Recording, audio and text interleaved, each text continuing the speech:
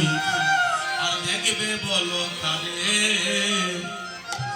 এমন তুই ভাবের গনে ছেতা করুপ নে হারে সজল নয়নে তারে ফটোগ্রাফি করো। এই যে হনুমান ফটোগ্রাফি মানে তার হৃদয়ে রাম সীতাকে ধারণ করেছিল। না জানিয়া না শুনিয়া যারা দোষী বলে তারে সেই পাপিষ্ট রাস্তা ভ্রষ্ট পরিবেশী স্টিল বাহিরে দেখবে বলো কারে তুই দেখবে বলো কারে। হরিবল হরিবল। এই কষ্ট যারা করছে এই সৃষ্টির ভিতরে তার জায়গা নাই, সৃষ্টির বাহিরে যাবে। তাই আমি শুধু সনাতন ধর্মের জন্য গণ্ডিবদ্ধ কথা না, আমি সকল ধর্মের মানুষকে নিয়ে আমি বিশ্বের মানব কল্যাণের জন্য বলতে চাই যে যে ধর্ম আমরা জন্ম নিয়েছি, হিন্দু বলো, খ্রিস্টান বলো, বৌদ্ধ বলো, ইসলাম বলো, যে কোনো ধর্মের মানুষ হোক যেন সঠিকভাবে তার নিজ ধর্মকে সে পালন করতে পারে। আমরা সনাতন ধর্মের মানুষ, আমরা সহজ সরল মানুষ, আমরা কোনো মানুষকে কোনো ধর্মকে আমরা আঘাত করতে জানি না। আমাদের ধর্মে একটা শিক্ষাও দেয় নাই, না দিয়েছে? আমাদের যেখানে গেট করা হলো, এই গেটে কি লেখা আছে যে সনাতন ধর্মের অনুষ্ঠান চলছে জগন্নাথ মন্দিরে, এখানে শুধু হিন্দুরা আসবে, মুসলমান আসতে নিষেধ, এমন কোনো লেখা আছে? নাই। এখানে শুধু সনাতন ধর্মের মানুষ ঢুকবে, অন্য ধর্মের মানুষ আসতে পারবে না, এরকম কোনো কথা লেখা আছে? নাই। এটা সমস্ত মানুষের কল্যাণের জন্য আজকে জগন্নাথ মন্দিরে হরিনাম কীর্তন। তাহলে মানুষের কল্যাণের জন্য যারা কিছু করে তারাই কলিযুগের প্রকৃত বৈষ্ণব, তারাই হচ্ছে ধার্মিক সতীজন। এক নম্বর। তাহলে সকলকে বলবেন, একটা কথা আছে না যে জাতপাত দূর করো, আর যদি সনাতন ধর্মের হয়, হিন্দু হয়, তাহলে তারে বিয়ে করো।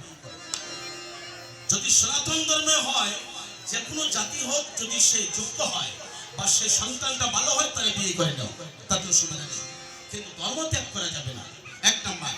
দুই নম্বরে আমাদের মায়েদেরকে বলছি, আগরবাতির প্যাকেটে যে ভগবানের ছবি দেওয়া হয়, এই আগরবাতি জ্বালিয়ে এই প্যাকেটের মধ্যে রাধা গোবিন্দের ছবি দেওয়া আছে।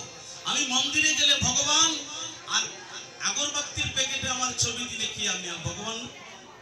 তখন আমার মূল্য থাকে না, আমার দাম কমে যায়। যদি সঠিকভাবে আমরা এই বাতিগুলা, আগরবাতি, মোমবাতি জ্বালিয়ে সঠিকভাবে যদি আমরা ওটাকে বিচার করি, তাহলে দেবতার স্থান দেবতার মন্দিরেই থাকবে। একটা কথা হলো, একটা টিপের দাম কত? একটা টিপের দাম,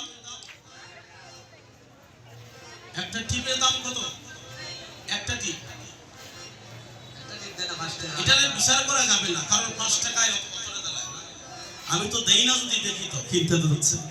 5 টাকায় এতটা টিপ দেয়, তো 5 টাকায় যদি অতগুলা টিপ দেয়, 1 মাস 2 মাস ব্যবহার করতে পারবে, শেষ হইবে না। বল। আর এক ভরি রূপার দাম কত? 2000 এর উপরে মনে হয়, 4000। আই সর্বনাশ। যাই হোক, তাহলে 5 টাকায় কত শত টিপ পাওয়া যায়, কিন্তু এই টিপ তাকে কপালে। আর এক ভরি রূপার দাম 4-5 হাজার টাকা, ওটা তাকে পায়।